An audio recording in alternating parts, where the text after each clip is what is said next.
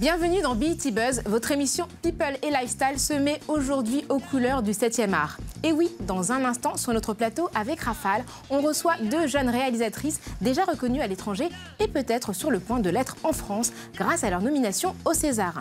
Vous l'avez compris, Maïmouna Doucouré et Alice Diop seront nos invités. On fera avec elles nos pronostics pour les Oscars dans la Buzz List, mais avant ça, le Dico US reviendra sur le fameux Oscar So White. On fera aussi un tour sur les tapis rouges avec les looks les plus barrés selon Rafale. Ce sera dans notre rubrique Style. Et si la meilleure BO de film était celle de l'un des favoris des Césars? La réponse dans le son de la semaine avec le soundtrack du long métrage Divine. Et on commence tout de suite avec notre Hot News, une interview exclusive d'Omar Sy qui, même en défendant un dessin animé au cinéma, s'engage encore un peu plus. Bienvenue encore dans BET Buzz. Salut Rafale. Comment ça va, Rock? Ça va bien, et toi? J'ai pas mis mon smoking pour la spéciale cinéma, mais j'ai ma carte illimitée. Donc je suis prêt. Ça va, c'est dans le game. Passe. On va commencer cette spéciale cinéma avec une hot news consacrée à un dessin animé qui cartonne dans les salles depuis le début des vacances. C'est Sahara. T'es allé le voir? Pas encore. Il va falloir mais y tu vas aller. Me convaincre.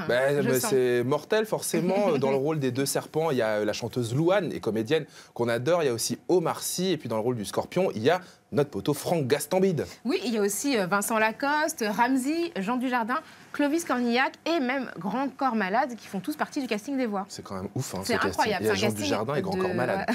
Non, mais c'est complètement dans le même. Mais en même temps, dessin animé.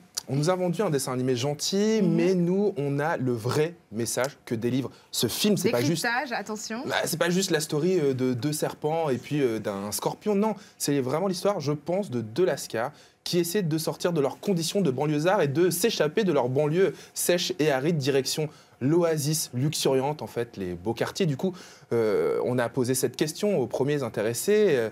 Qu'est-ce qu'ils pensent de cette métaphore? La réponse tout de suite d'Omar Sy. Scénaristiquement, il y a ça aussi, et avec aussi plusieurs le niveaux et couches de lecture. Et ça, c'est assez intéressant pour un film familial. C'est bien fait, c'est bien fait. Il a vraiment pensé à tout, à toutes ces choses-là, sur le côté un peu social du film, si on peut dire, hein, parce qu'on fait attention à nos mots quand même. Mais il y a quand même un peu de ça, il y a quand même une volonté de raconter, d'avoir un vrai propos. Je trouve ça assez intéressant de le transposer comme ça, c'est assez original par rapport au désert, les sableux et ceux qui vivent dans l'oasis. Il y a tous des trucs comme ça qui ont pu être dits des fois, qui ont même créé des malaises. C'est une manière habile de réveiller aussi des fois les sentiments qui ont pu être vécus par certains. Ce qui fait qu'il y en a pour tout le monde, les petits, les grands, et selon les sensibilités. Tout ça, c'est hyper bien fait, c'est très habile. Ce film est un grand buffet où chacun peut se servir. Eh ben, on va continuer à se servir. Ah oui, mais jusqu'à l'indigestion, on va y aller. Hein. Parce que Sahara, c'est toujours dans les salles et c'est à voir en famille. À noter d'ailleurs qu'Omar Sy est nommé au César dans plusieurs catégories. C'est vrai, pour son film Chocolat. Son rôle, dans le film Chocolat. C'est un super film. Hein. Si vous ne l'avez pas encore vu, allez le voir. Moi, j'étais pas en France quand il est sorti, donc je ne l'ai pas encore vu. Sorry, excuse us. Pardon, j'étais envoyée par BET aux États-Unis. Ça marche. Vous avez entendu parler de Chocolat là-bas? Oui, on parlait beaucoup de Omar Sy. Ah, c'est vrai, Omar Sy, notre fierté française. Voilà, à voir, à voir. C'est l'heure en tout cas de tourner les pages de notre Dico US et on va à la lettre O comme Oscar. Cette semaine, dans le Dico US, on s'arrête à la lettre O, comme Oscar, une cérémonie 100% américaine. Tu te souviens de la polémique Oscar So White l'an dernier, Rafale? Mais évidemment, hashtag Oscar So White. Même moi, je crois que j'ai tweeté un truc. Aucun acteur ou aucune actrice noire n'avait été nommé l'an dernier à la cérémonie. Et oui, ça n'était pas arrivé depuis 1998. Les films Selma, Straight Outta Compton et Creed avaient tout simplement été oubliés. Alors qu'ils avaient cartonné. Hein. Oui, résultat, les réseaux sociaux s'étaient enflammés avec l'apparition du hashtag Oscar So White, des Oscars tellement blancs. Résultat aussi, des personnalités du cinéma avaient décidé de boycotter la cérémonie, comme Spike Lee ou encore Jada Pinkett Smith. Et cette année, Pinkett Smith. Voilà, ils n'étaient pas venus. Ouais, on avait compris de qui tu parlais. Et cette année, du coup, changement total. L'Académie a entamé un processus de renouvellement afin que les votants soient plus à l'image de la société américaine. Et en 2017, il y a des nommés noirs dans chaque catégorie. Pour les meilleurs documentaires, Ava DuVernay et Raoul Peck. Meilleur film, Fences, Les figures de l'ombre. Moonlight. Les meilleurs acteurs et actrices, Denzel Washington dans Fences, oui. Oh, c'est classe, Ruth ça. Negga dans Loving, dont on vous a déjà parlé ici, très vrai. très bonne interprétation. En meilleur second rôle, Mahershala Ali dans Moonlight, Viola Davis dans Fences, Naomi Harris dans Moonlight, Octavia Spencer dans Les Figures de l'ombre. Elle a déjà eu un Oscar, elle en plus pour Tout le la monde couleur de mérite le sentiment. prix. Et meilleur réalisateur, un petit nouveau, Barry Jenkins pour Moonlight, très Petit prometteur. nouveau, mais grand film. Hein, Absolument. quand même, hein, il faut le dire. Est-ce qu'il y a d'autres minorités qui sont nommées? C'est sans doute là que le bas blesse parce que quand même la diversité ne se résume pas seulement aux Noirs et l'industrie du cinéma américain compte des intervenants d'origine latino et asiatique. D'ailleurs, le seul acteur nommé d'origine asiatique est Dev Patel. C'est Raphaël Yem, ce sera pour 2018. Laisse-moi faire un blockbuster et j'arrive. Les Oscars, j'arrive. Donc en attendant, il y a Dev Patel qui assure l'intermittence avant que tu ne déboules l'an prochain. Il est nommé comme second rôle pour le film Lion. Il y a aussi Vaiana dans le Disney, mais je ne sais pas si on peut la compter parce qu'elle n'est pas noire et c'est une minorité. Je ne sais pas. Voilà. J'en sais rien. Qui dit cérémonie dit red carpet. Je t'invite, Rokhaya, avec moi. Nous allons nous balader sur ce fameux tapis rouge dans notre rubrique style. Une rubrique style cette semaine entièrement dédiée au tapis rouge. Évidemment, parce que quand tu dis cérémonie de cinéma, il y a forcément red carpet qui va avec, et des bijoux, des robes scintillantes, des smokings très très classe. Les derniers Oscars avaient permis à des personnalités comme Kerry Washington, par exemple, de sortir du lot, très très classe, ou encore Pharrell Williams qu'on va découvrir avec ce smoking et ses chevilles toutes nues chevilles aussi. apparentes. Ah non, mais il a lancé carrément un style, le gars, franchement. Et au César 2016, on avait particulièrement kiffé le swag de la jeune comédienne Kharija Touré. Ah ouais. Magnifique, splendide dans cette petite veste. Scintillante aussi. Scintillante aussi, ouais. voilà, avec de la cheville aussi. Ou encore celui de la host qui était Florence Foresti. Ah ouais, là, alors cette photo lui rend pas hommage parce qu'on se rappelle que sur scène, elle avait un magnifique smoking et un énorme nœud papillon oversize tout en velours. Non, vraiment, c'était très classe. Et là, du coup, malgré tout, Rock, devant ses tenues, on va dire un peu classiques. Voilà, classe, classique. Je me mets à rêver. Pourquoi est-ce qu'on mettrait pas un petit peu plus de folie, un petit peu de what the fuck, à l'image de la cérémonie la plus tarée du game en matière de cinéma, les MTV Movie Awards. Je confirme. Ah ouais, non, mais là on est complètement ailleurs, sur une autre planète. D'ailleurs, la prochaine cérémonie se tiendra début avril à Los Angeles. Et quand tu fais un petit peu l'historique du tapis rouge, bah effectivement, c'est complètement fou. La preuve en quelques clichés. On va commencer tout de suite avec un mec que tu vas forcément reconnaître. Il arrive à l'écran, c'est Red Fou. Ouais, Mais regarde toutes ces il porte couleurs. bien son nom. Non mais voilà, c'est complètement fou, tout simplement. C'est complètement Mais dingue. rien que le voir, moi, ça me met de bonne humeur. J'ai envie ça de met la pêche. regarder On adore. un autre style. Tiens, celui de... Tu le reconnais? C'est Sacha Baron Cohen. Oui, Bruno, absolument. Bruno en léopard un petit peu germanique. C'était extrait pour la promotion de son film sorti en 2009, éponyme Bruno. Et là, Rokhaya, je sais ce que tu penses. Tu te dis, c'est peut-être un poil voyant. Un petit peu, peut-être qu'il va attraper froid un peu. C'est ça, on va mettre quelque chose d'un petit peu plus passe-partout. Est-ce que tu reconnais cette personnalité mi-Pirate des Caraïbes, mi-Axl Rose? J'ai l'impression que quelqu'un a volé le visage d'Eminem. Mais c'est Eminem qui est venu chercher un prix également, ou à moins que ce soit un punk à chien échappé d'un festival. Je crois. Je sais pas encore.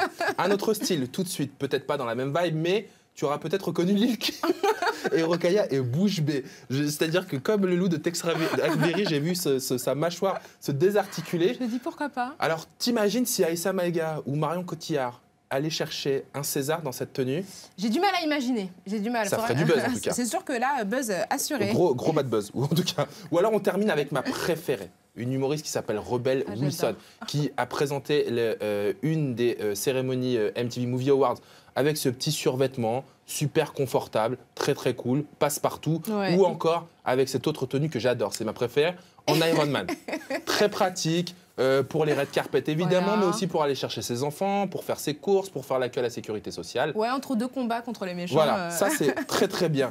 Et voilà ce que j'avais envie de dire du coup. Vous, grande famille du 7e art du cinéma, soyez fous continuer à nous faire rêver. Des conseils fashion qu'on pourra délivrer à nos invités. Nous recevons deux de nos talents les plus prometteurs. Elles sont toutes les deux nommées au César, Alice Diop et Maïmouna Doucouré qui sont Venez ici. les filles, rejoignez-nous Bonjour. sur le plateau de BET Buzz. Merci beaucoup d'être J'ai là. envie d'applaudir. Ah ouais, on applaudit. Ah ouais, on j'adore. est Venez, honorés, venez, fiers. venez, Bonjour. approchez-vous les filles. Bonjour. Comment ça va, Maïmouna? Ça va très bien. Bienvenue. Bienvenue. Alice, comment ça va? Ça va. Salut. Salut. Et on se retrouve tout de suite après la pub pour parler de vos deux nominations et de vos films. C'est ici dans BET Buzz.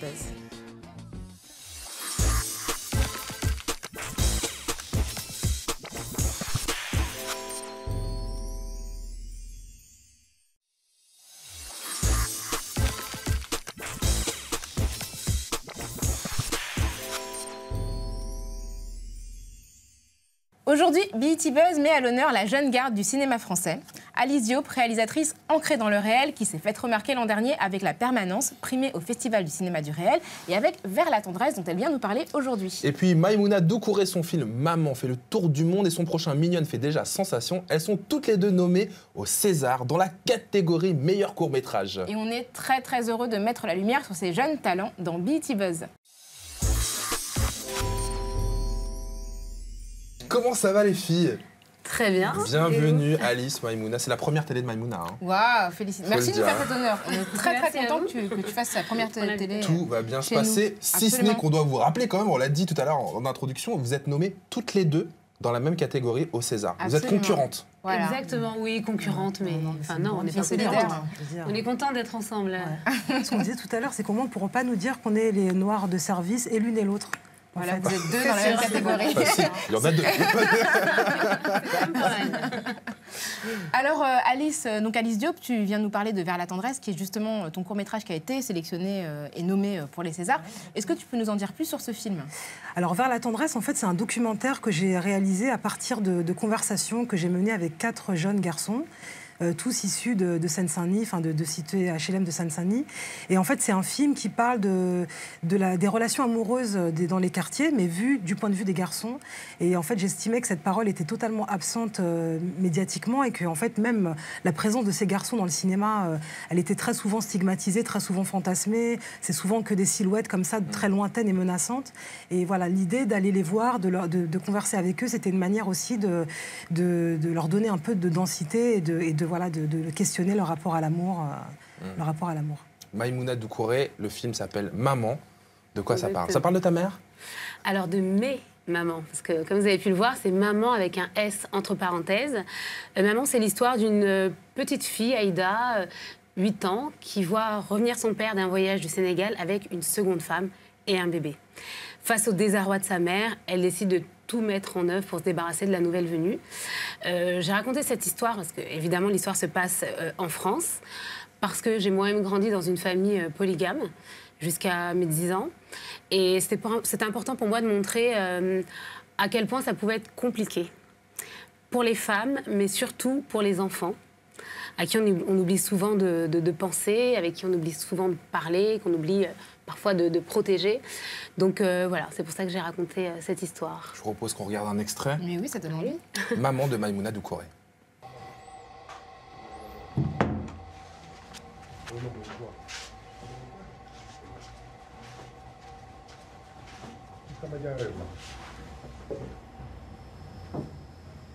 On a un bébé, il nous a amené tout qui ça m'a là, à nous, mon choix.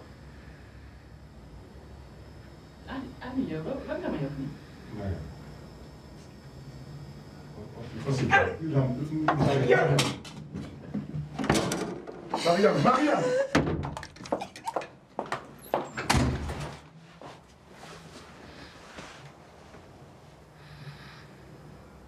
Maman sélectionné dans plus de 150 festivals. Il a remporté 47 prix internationaux, dont le prix du meilleur court-métrage au Festival de Toronto en 2015 et le prix spécial du jury au Festival de Sundance 2016. International, oui. Pardon, excusez-moi. Ouais, c'est ça. Pardon. Elle a fait un petit saut là ici sur BET Buzz pour nous parler, mais elle est entre deux destinations. On est d'autant plus honorés de pouvoir présenter ton film. Et toi, Alice aussi, tu fais le tour du monde avec ton documentaire La Permanence, qui a été montré énormément et qui fait écho aussi à une question d'actualité, qui est la question des migrants. Est-ce que tu pourrais nous dire comment ton travail est reçu en dehors de nos frontières? Bah en fait, c'est marrant. Et effectivement, j'ai été beaucoup en Autriche, à Londres. Enfin, il y a en fait dans la crise des migrants. Enfin, c'est vraiment une question complètement internationale et souvent et très européenne. Et en fait, dans des pays en Europe qui sont en train de se confronter à une espèce de montée de l'extrême droite, il y a quand même une espèce de pensée de gauche quand même qui tente de résister. Et je pense que mon film est aussi, d'une certaine manière, permet de parler de cette crise-là et en fait utilise aussi comme un outil de résistance dans ces frontières européennes qui sont vraiment marquées de près par la crise migratoire, quoi. On fait une spéciale cinéma, les filles, évidemment. On a parlé en début d'émission de ce fameux hashtag, le hashtag #OscarsSoWhite, qui avait vraiment fait des turbulences sur la twittosphère l'année dernière. Est-ce que c'est un concept qu'on peut aussi appliquer au César? César So White. Bah, je pense, depuis très longtemps. Hein. Je veux dire, on est quand même... Là, je ne sais pas si... Je crois qu'on doit être 2 ou 3. Enfin, on est 2 sûrs. 3 avec Omar Sy peut-être à être nommé.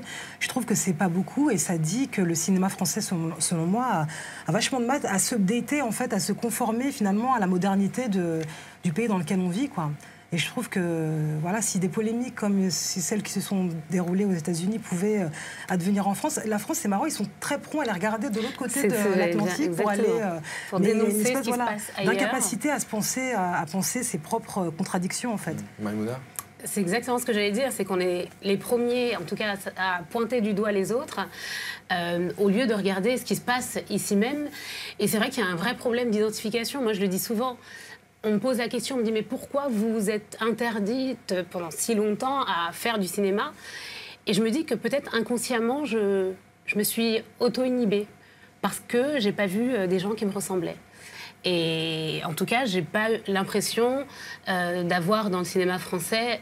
C'est en train de changer, il faut évidemment le dire et le souligner, c'est en train de changer doucement, mais je n'ai pas l'impression d'avoir une représentativité de la société française telle qu'elle est aujourd'hui. Et maintenant, c'est sûr que c'est bien de le dire. Et je pense que c'est essentiel qu'on soit là aussi pour que ça change. Parce que c'est en prenant la plume, comme on dit, en écrivant nos histoires, les ou histoires. La caméra, parce que finalement, ouais. Ou la caméra, mais il faut d'abord commencer par l'écriture. Parce que évidemment, souvent, les projets commencent en tout cas par l'étape du scénario. Faut, je pense, prendre les initiatives et se raconter. Et ce qui est bien, c'est que vous allez justement inspirer les jeunes générations, notamment les jeunes qui nous regardent aujourd'hui, vont pouvoir se dire que c'est possible en étant un jeune issu de quartier populaire, issu de l'immigration, et de faire du cinéma, et d'aller jusqu'au César ou jusqu'à Sundance, en l'occurrence. Bravo les filles. On espère bien. Puisqu'on nous parle des Oscars, Rock nous récapitule les 3 films qui risquent de choper une statuette, c'est la Buzz List. Une Buzz List spéciale Oscar. Rokhaya va nous présenter 3 films bien placés dans la course cette année, en plus de Moonlight qu'on avait déjà évoqué dans cette émission. Absolument, et on commence par Fences. Ah oui. L'histoire se passe dans les années 50 à Pittsburgh. C'est un film très intense autour d'une famille africaine-américaine qui traverse plusieurs crises sentimentales et matérielles, et ça se passe sur plusieurs années. Les rôles principaux sont incarnés par Denzel Washington, qui réalise aussi le film, et Viola Davis, qui est surtout connue pour ses rôles à la télévision. Qui n'est pas amoureux de Denzel Washington?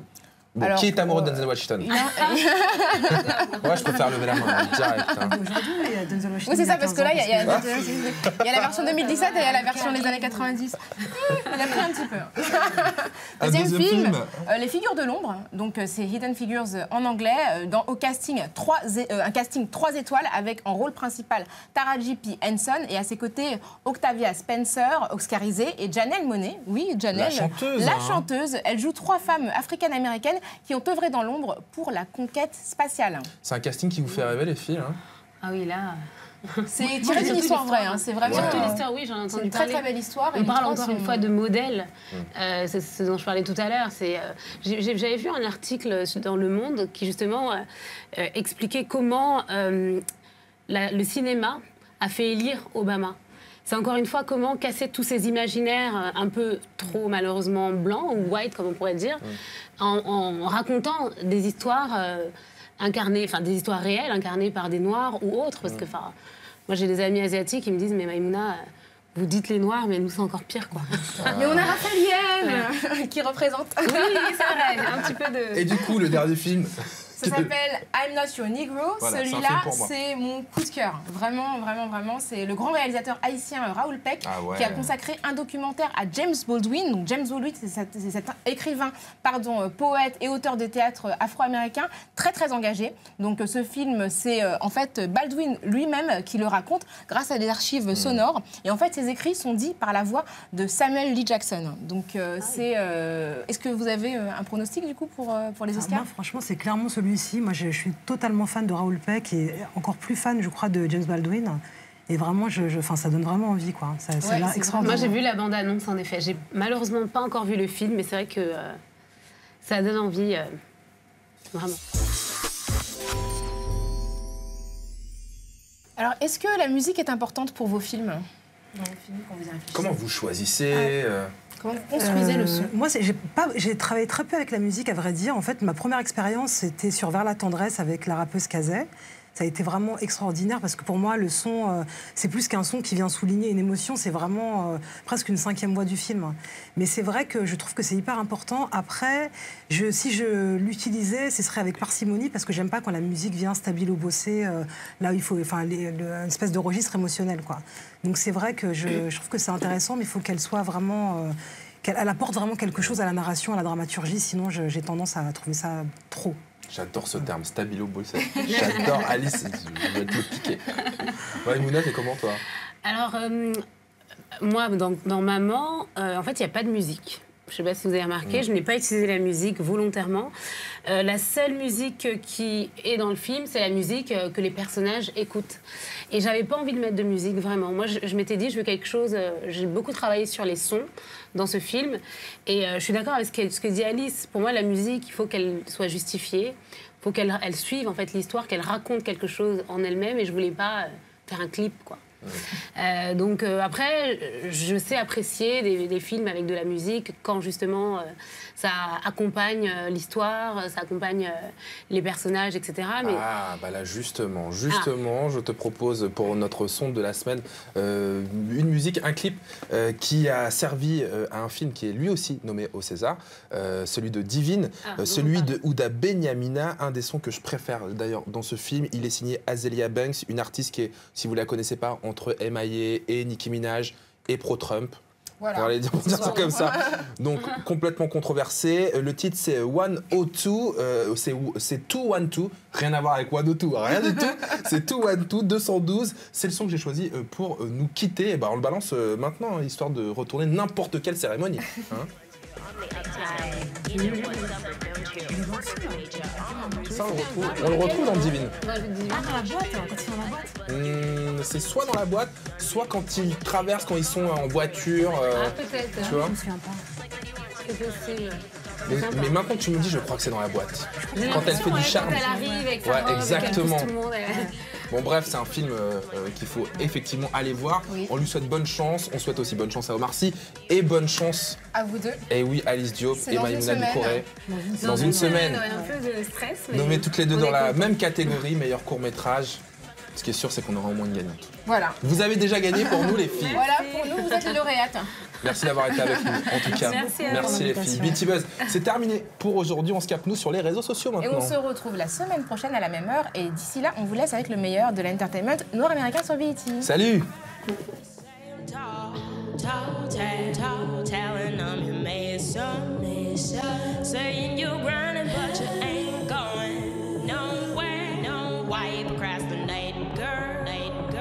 You got a lot, but you just waste all. You say they'll forget you.